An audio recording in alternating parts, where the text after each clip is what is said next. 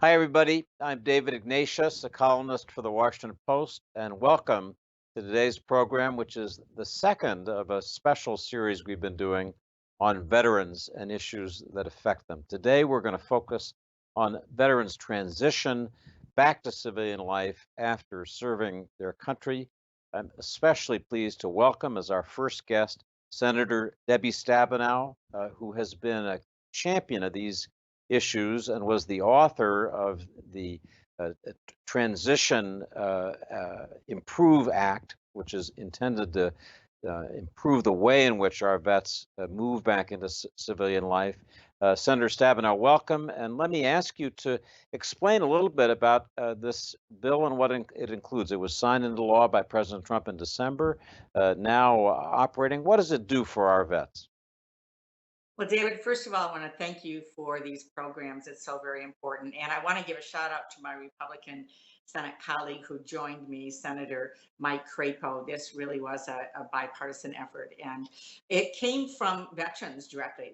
We just, I did a series of roundtables. I think it was 13 roundtables a couple of years ago just to check in with folks, which I want to do on a regular basis. And a lot of my focus is around healthcare, mental health, and other issues that relate to healthcare. And one of the things that kept coming up, we did these roundtables, was the fact that veterans said that when they came home, oftentimes they didn't feel connected, or who should they be reaching out to, depending on what their needs were. And the veteran service organizations, the VSOs, were all saying, gee, I wish we knew who was in the community so we could be reaching out to be able, whether that's training and support, or healthcare, or mental health care, or education, or whatever. So basically, the idea came from veterans, and we started working with the Department of Defense and realizing that there, first of all, the transitioning needs to happen sooner, and so we backed it up to a year out, where someone would be given uh, more opportunity to, if they wanted to, purely voluntary, but if they want to be able to share specific contact information, email, phone number, address, and so on with their state Veterans Affairs office, and give permission to be able to um, uh, give permission to be able to share that with people in the community that they're coming back to. So it's just getting going. Where it really just began to be operationalized a couple of months ago. I wish I had more information on specifics. Each state is going to be doing it a little bit differently, but the whole idea is to provide as much information and support about all the services that are available and the people that want to help in the community as veterans are coming home. Senator, tell us just a little bit about the fundamental issue that you're dealing with here of transition back to civilian life. For this generation of veterans, what are some of the things that you hear that concern them, that make it difficult to make that reintegration in civilian life, that make counseling such an important part of this package that you put together? Well, first of all, one of the things that we heard, David, over and over again is that when folks are transitioning out, first of all, what they're thinking about is getting out and getting home. And so that the information that they are given through the Department of Defense may be something at that moment they are really focused on, or they may not be really focused on it. And so that the ability to follow up when they're really focused, okay, now I am coming home, or I am home, and I want to be able to really take a deep dive on what I need right now, what's available to me. That counseling becomes even more important. It's the basics around issues related to healthcare. I think in the world that we're in, that it's also around mental health issues and how to reach out and get support, so that it's something that is normal and supported and easy to get help with. A lot of it's around education. Okay, we have what we call a post 9/11 GI Bill, and we have some new rules around also being able to transfer that among family members and so on. That folks have a lot of questions on. What does that mean, GI Bill? And what about what's happening in the community? What if I need help in getting a loan? Where am I going to live? What about the fact that I come out of the service and may have I certainly have terrific skills. How do I translate those? And that's the other issue that I hear about so many times. I mean, somebody is working as a medic or working in healthcare, but then comes home and has to go through all these hoops all over again to be able to be certified to work at home. Or maybe it's skilled trades, or somebody's an electrician, but what are they going to have to do to be able to transition to be able to work at home? They certainly don't want to go through that whole training process all over again. So there's a lot of questions that people have, but it's usually around health and issues that relate to jobs, making a living, those kinds of things.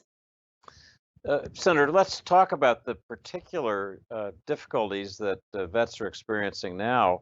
The transition back after deployment, after service is always stressful, but these days we've got some super stressors because of the COVID-19 pandemic. We've got an unemployment rate among veterans that's about 12%, a really rough situation for them. For post 9/11 veterans, the numbers show that it's even higher, about 13%.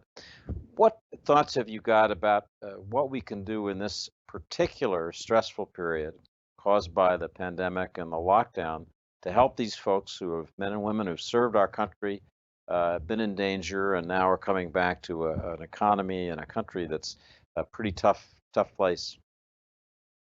Well, first, David, let me just step back and say for all of us, we've got to make sure this pandemic is addressed, right? And so, and on that point, one of the things that I've been very involved in pressing for is to make sure there's more testing at VA facilities, that they have the PPE, that the protective equipment, that we are doing everything we can to support our veterans, and both those that are in veterans hospitals as well as those who are coming home, that they have what they need. And we've got to make sure we get our arms around this pandemic. We are in a really challenging time in the economy on top of all of that.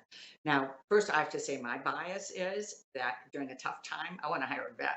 I'm going to hire somebody, who's been through tough times. And so, I encourage employers all the time that they ought to be putting veterans at the top of the list. But the reality is there's several things in place. I think sometimes they work, sometimes they don't. There's actually a tax credit for employers, a work opportunity tax credit for hiring veterans and encouraging hiring disabled vets. And so that certainly is a piece of that. Personally, I believe my dad was in World War II, he was in the Navy. And when he came home, I grew up with him saying a veteran shouldn't be at the back of any line. So whether that's jobs, education, healthcare, whatever it is. And so I think right now in particular, making sure that people know how they can use the skills that they have. If they need additional training, certification, licensure, that we put them at the front of the line, that they understand the post GI Bill, and it may be that this is a moment where it would make more sense to go back to school if that's something that somebody wants to do, given this climate that we're in terms of jobs.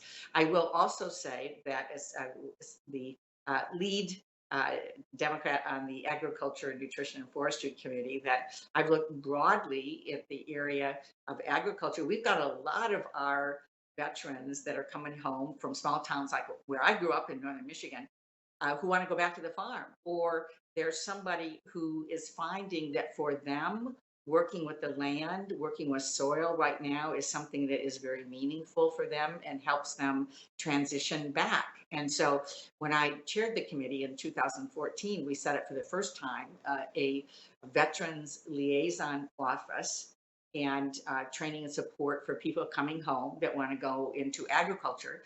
And in the bill that we passed in 2018, these are 5-year bills, we actually added more support for training. We added discounts for folks that need loans, and folks that want to buy what's called crop insurance that covers the crops that you grow. We're now giving basically discounts to veterans for that to help with the cost of doing those kinds of things on loans and grants and so on. And so I look broadly at what we need to be doing, whether that's in agriculture or whether it's in any part of our economy. But I think we need to have a strategy for veterans in every area. So I was glad to do that in agriculture, but we actually need a strategy in every part of our economy to put veterans first. Senator, let me focus a bit on the specific healthcare issues associated with COVID-19. Do you have any indication that vets seem to have unusual susceptibility to COVID-19? Have there been any statistics like that? And we also think about VA hospitals where folks are together in confined spaces, and we think about there's terrible stories about nursing homes, facilities like that, where there's been a very rapid and deep spread of COVID-19. Do you have any insight into whether those kinds of problems are arising in the veterans community with COVID-19? I think, David, it involves the same kinds of things that we're seeing in the broader community. In a VA hospital, there's going to be more risk, just like a nursing home or any kind of closed facility. We need to make testing available. It is more available now, but our nursing homes, our VA hospitals were not originally the places where extensive testing was done, and that needs to be done. It needs to be done for the employees. It needs to be managed in a particular way. If depending on what the testing shows, it needs to relate to who can come in and out of the facilities and so on. So it relates to the age, the disability. If veterans are coming home with a lot of pre-existing conditions, that heightens risk, just like for anyone else. If someone doesn't have a home and they're homeless, they're heightened as well because of the fact that if someone's in a shelter or maybe if they're on the street and we say wash your hands and there's all of these protocols to protect yourself that folks can't do.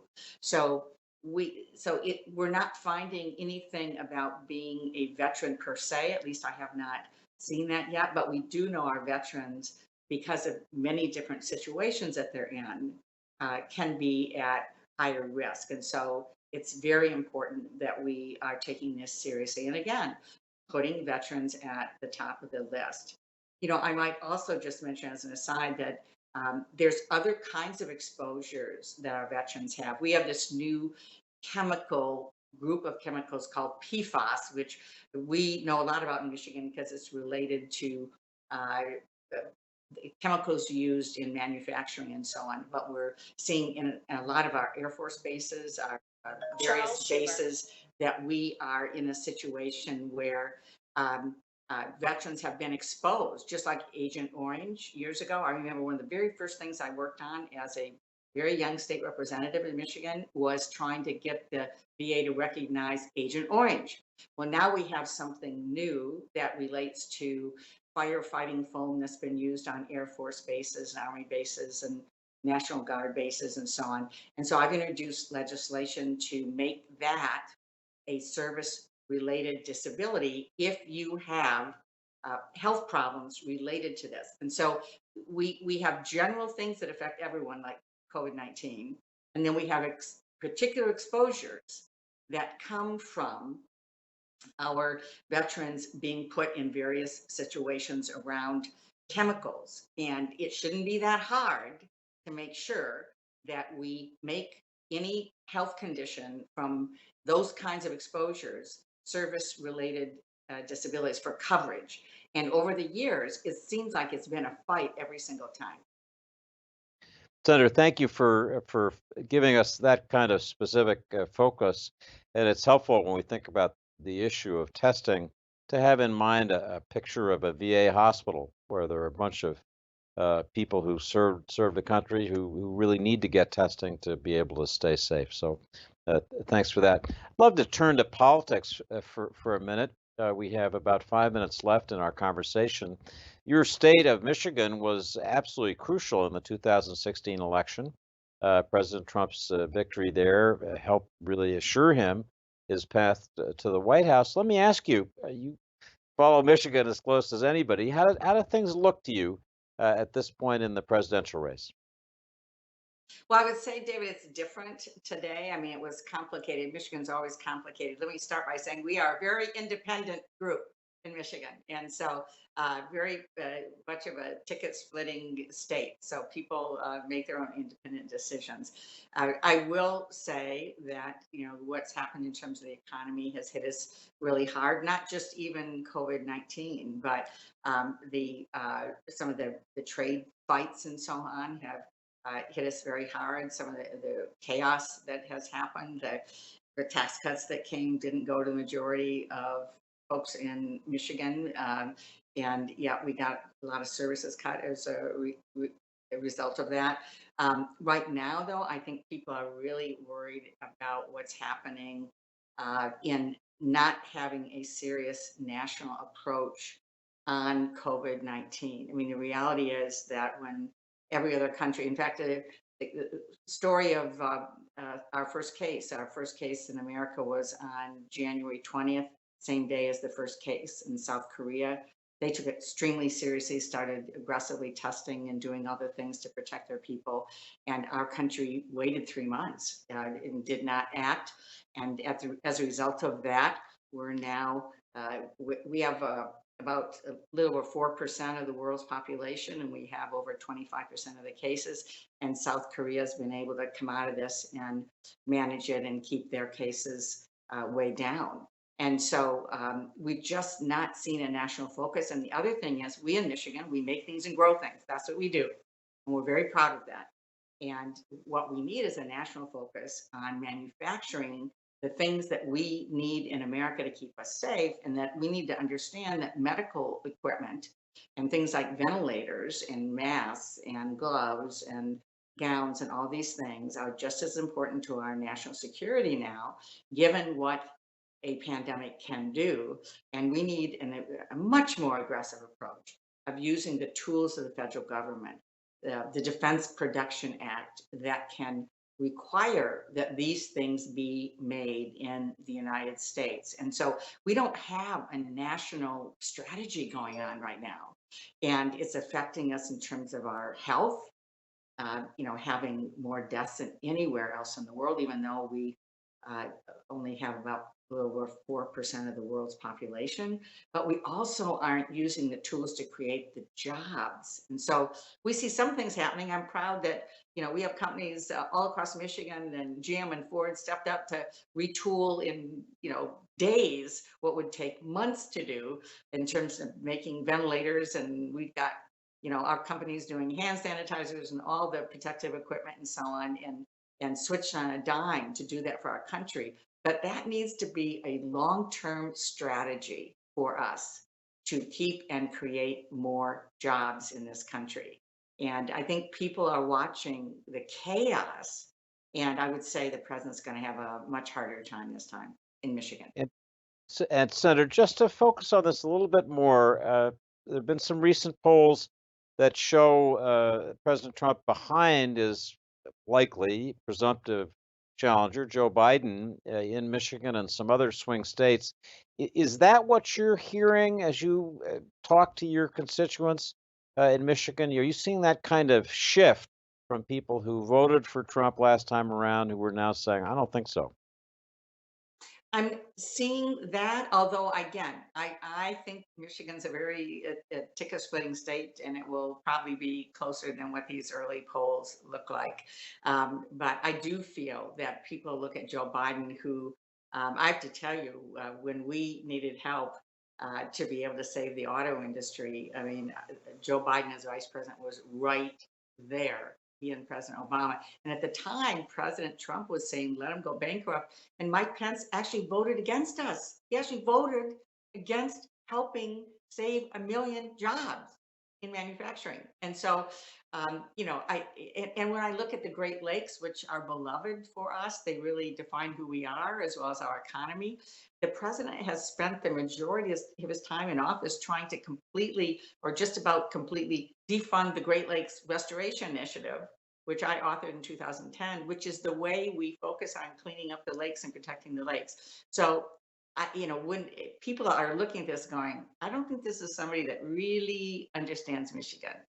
But on the other hand, I would not say anything's a slam dunk. I mean, 5 months is a long time in politics. So, I'm cautiously optimistic because I want somebody who gets us and has our back. And I know from working with Joe Biden in the Senate as well as Vice President, I have great confidence in him. But I also know that people in Michigan, they're going to decide. And I think it's always closer than people think in Michigan. Senator, we'll come back and talk to you maybe in October as we get closer to November 3rd. I want to thank you today for coming on Washington Post Live and talking about these veterans issues, and in particular about the legislation that you authored. I'll be back in a few minutes, but for right now, we're going to have a interesting feature that's been prepared by the sponsor of this special series, the Wounded Warrior Project. We'll have a conversation from two representatives of that organization, then I'll be back for a little more talk.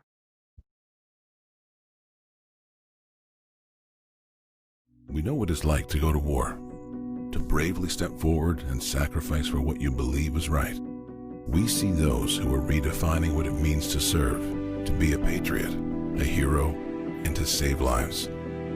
From our nations into the faces of courage across America today, we see you, we support you, we salute you. Thank you. Thank you. Thank you. Thank you for your service.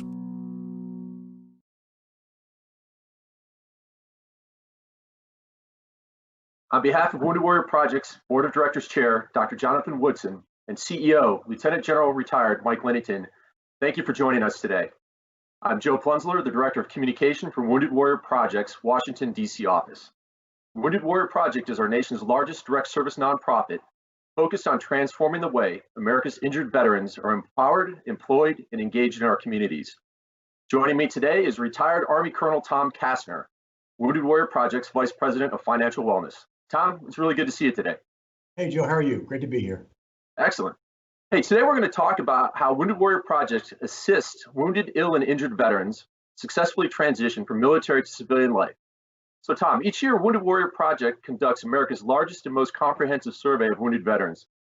What does the data show to be their greatest transition challenges?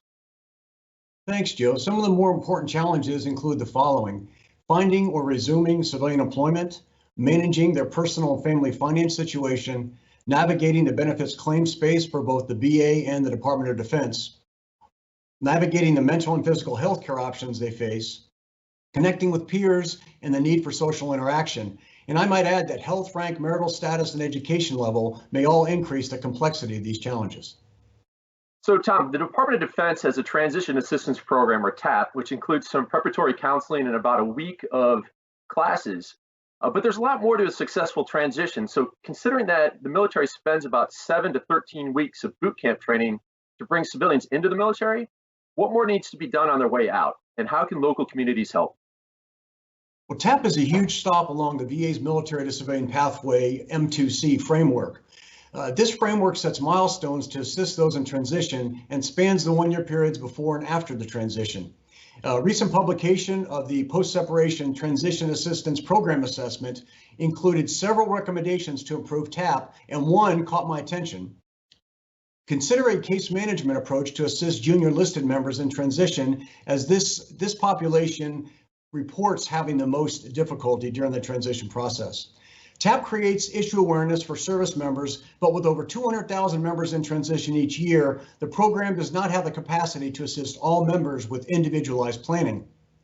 We encourage members to seek VSO experience to aid in transition topics such as benefits claims or employment placement assistance. Communities should continue to welcome veterans in transition with access to local resources to help settle members in their new neighborhoods and new workplaces. Tom, that makes a lot of sense to me. So transition is a complex issue that involves a veteran's future location, occupation, compensation, and no one organization alone can make them successful. So can you tell me a bit about how Wounded Warrior Project's Warriors to Work program helps?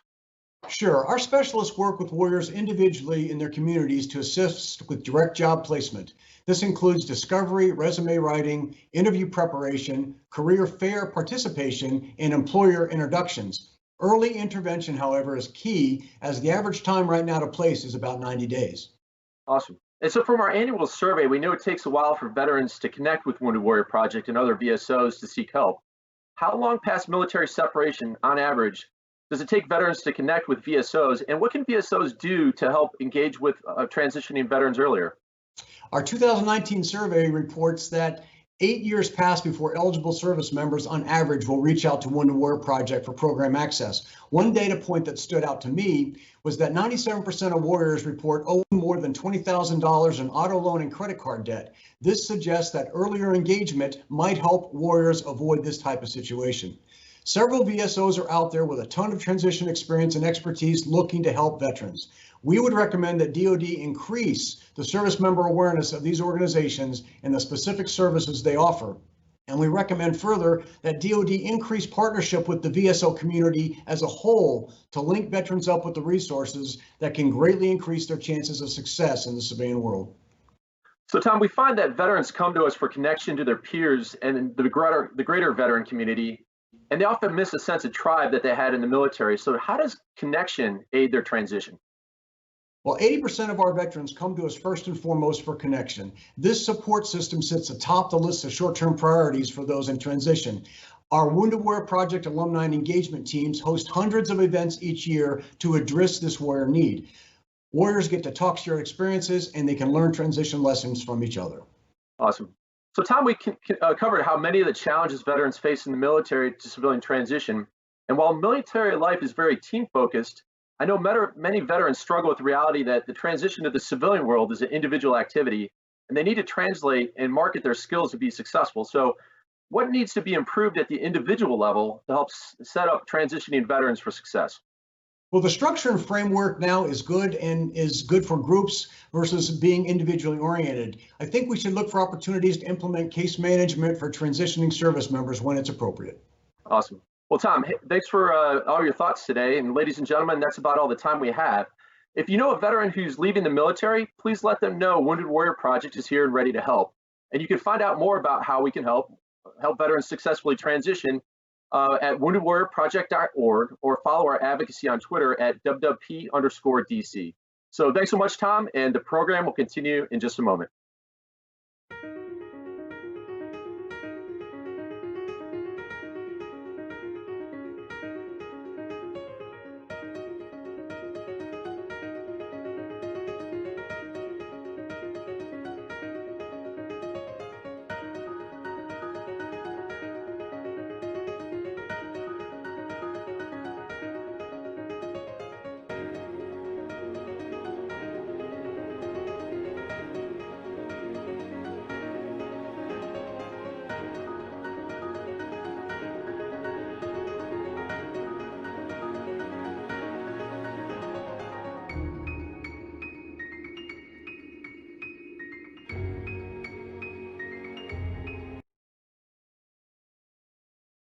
Hello, everybody. I'm David Ignatius, back with you again.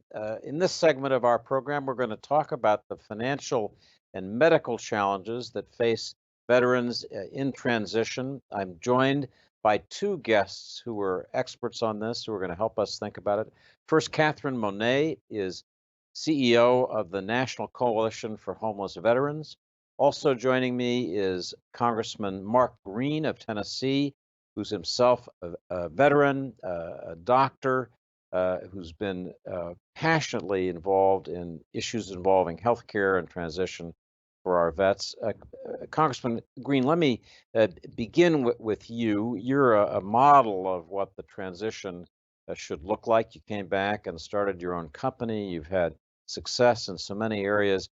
Maybe you could tell our viewers what makes for a successful transition back to civilian life. And also maybe you could think back to people who you served with who had a rockier time and why that was and what we can do to help them. Sure.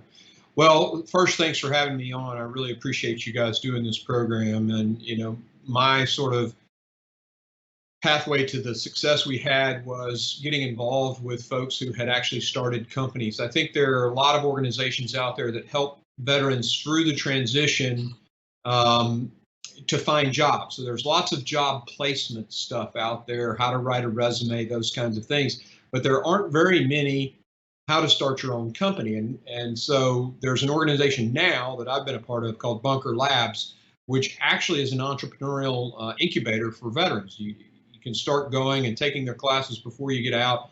And that company now has linked veterans who are starting their own companies to venture capital dollars and been successful in launching 100+ companies. But there are those assets out there, and tapping into those are what made me successful and others like us. I absolutely can think of dear friends who stood next to me downrange and who struggled when they came back. One guy had a back injury and got addicted to narcotics and self-treated not only the injuries, the physical injuries, but also the unseen scars of war, the heart and the mind, and struggled for a very long time. Other organizations came in and helped him, like Reboot for Recovery, Operation Stand Down, Soldiers and Families Embraced, organizations like that to sort of help deal with that heart piece of being a warrior and having to take a life, and the other piece of that, surviving when perhaps maybe your friend doesn't. That creates a tremendous amount of guilt that our men and women coming home from war have to overcome.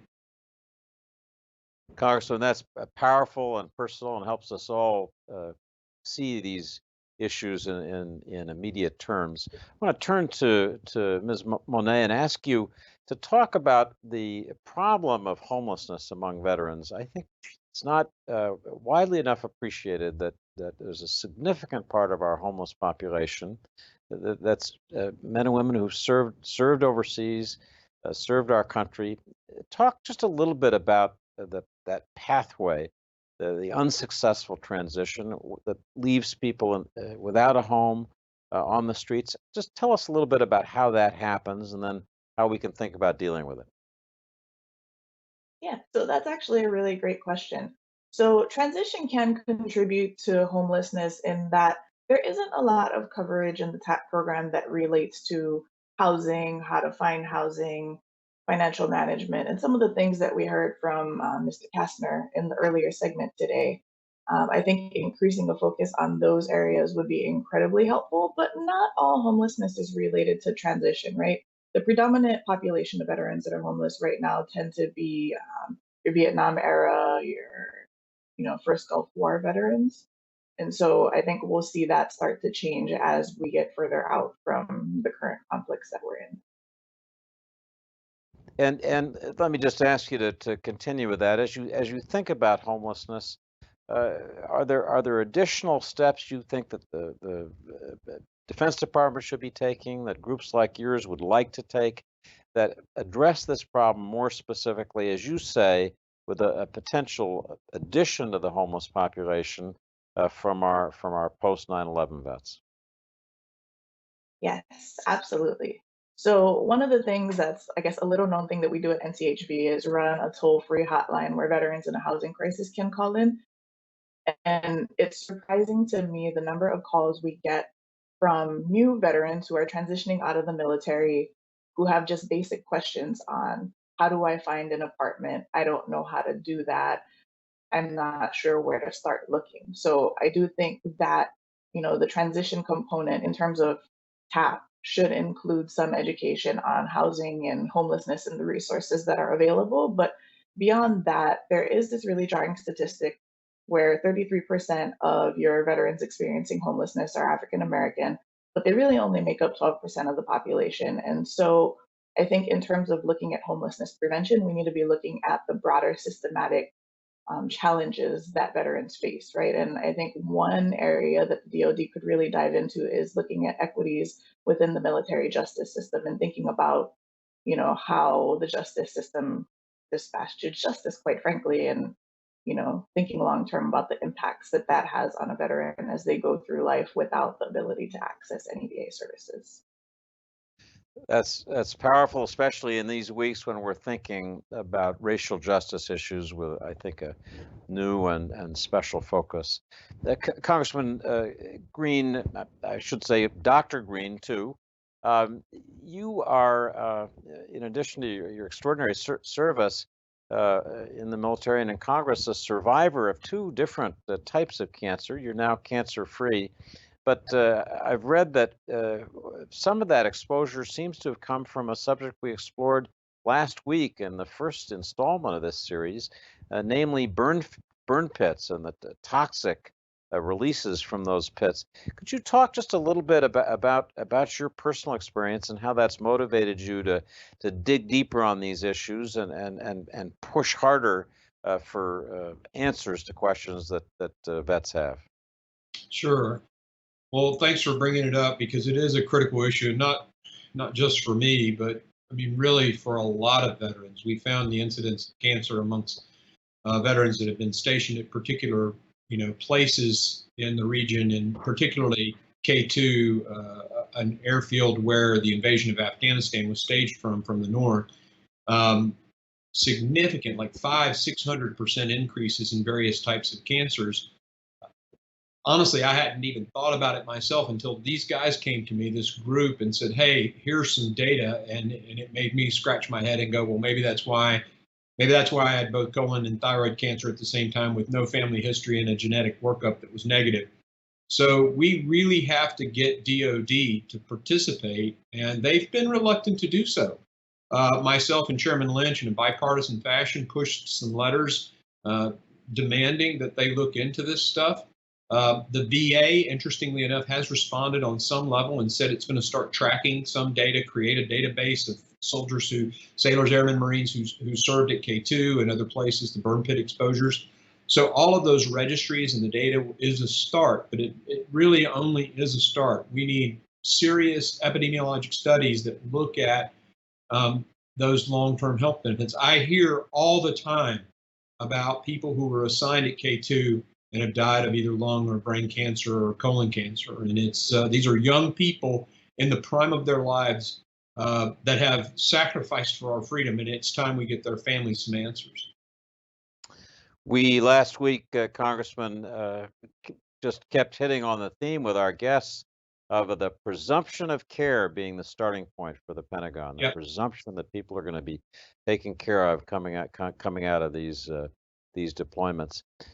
Ms. Monet, let me turn back to you and ask you to think with us a little bit about the special challenges for vets and for homeless vets in this period of the COVID-19 pandemic.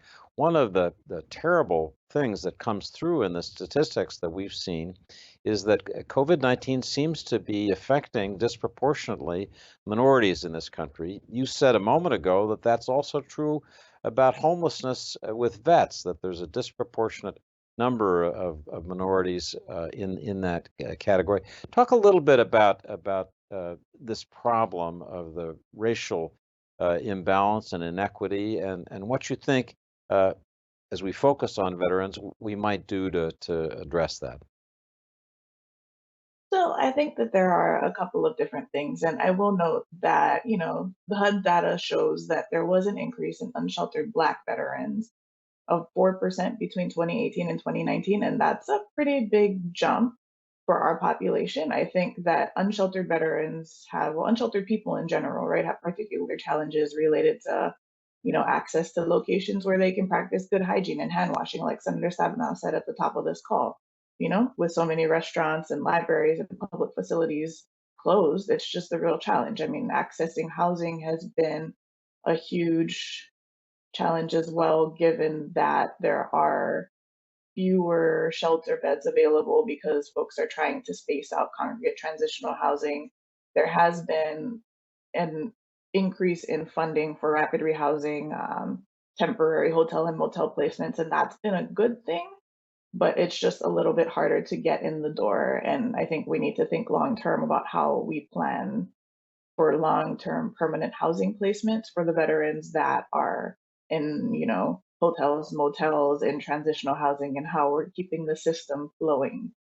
I think there's also one last point here that, we're seeing widespread increases in unemployment, right? We're in what now, our 13th or so week of state unemployment claims topping 1.5 million, and veterans are not the exception to the rule there. And so as the pandemic continues to roll and we start to see more folks running out of state unemployment benefits, I think we're going to have a real crisis on our hands. So thanks for focusing us on that. Congressman Green, I want to ask you for a moment to turn to the COVID-19 as well.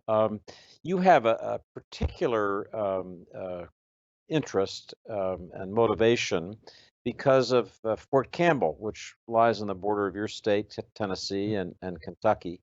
And I've read that many Fort Campbell personnel were deployed in the early days of this pandemic to the hottest of the hotspots, New York, Boston, other areas where the pandemic was really hitting hard, and they suffered all the risks that go along with that. As we know, the medical danger for our frontline healthcare workers has been extraordinary.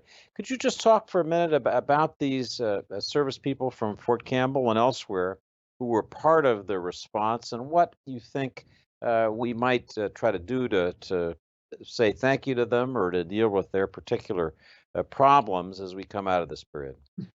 Absolutely, and thank you for asking about these guys. They are the best. The 101st Airborne Division and all the assets at Fort Campbell are serving the nation in Africa, in Europe, and of course they responded to New York and other hot spots with their medical resources. They're on the border right now, helping CBP down there. The men and women that sit at Fort Campbell are serving the nation in an amazing way. I think obviously they're in a good patient population in terms of COVID-19. We know that 80% of the people who've died from COVID-19 are 65 and higher. That the healthy, well cared for, physically fit, well-fed person in their 30s, 40s, 20s are pretty safe when it comes to this virus. And DOD implemented some, and some would say draconian, but their quarantine methods were exceptional and protected the force, protected the spread of the virus, at least at Department of the Army. No one at Fort Campbell that's gotten the virus has succumbed to it, and the medical personnel out there have done a fantastic job. And of course, they did contribute greatly in New York and in Boston, forces from right here in my hometown. So very proud of their service. Having served on that installation myself, it is a strategic asset to this nation, and the men and women out there are they're amazing. Congressman, in the 1 minute that we have left, I should ask you how's reopening going in Tennessee? What are you seeing in terms of the ability to reopen, of any spikes in incidents of COVID-19? Give us a report from your state. Yeah, absolutely. And first, before I do that, let me thank Ms. Monet for her being here today and all of the work she's doing to help my brothers and sisters find housing. The state of Tennessee has done it differently than a lot of other states, and we flattened our curve very early. We've opened back up. We're nearly 100% open. Churches are even open now. We're following the CDC guidelines in terms of social distancing, masking, questionnaires.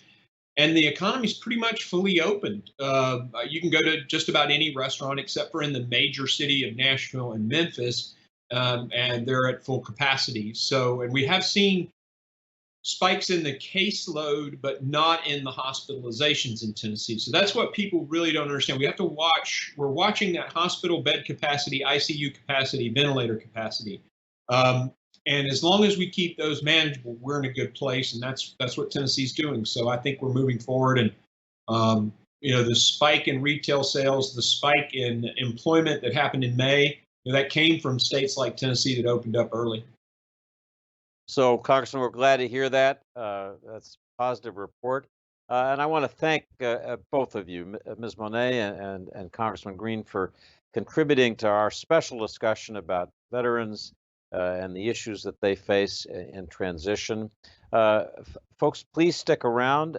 In 15 minutes, my colleague Robert Costa is going to host a conversation with John Bolton, whose new book, The Room Where It Happened, is getting a lot of attention, to put it mildly. That's coming up in 15 minutes if you just stay here with us with Washington Post Live. Before I leave, let me just note that Bob Costa will be hosting a conversation on Thursday at 1 o'clock with House Speaker Nancy Pelosi. So I hope you'll want to join us for that as well.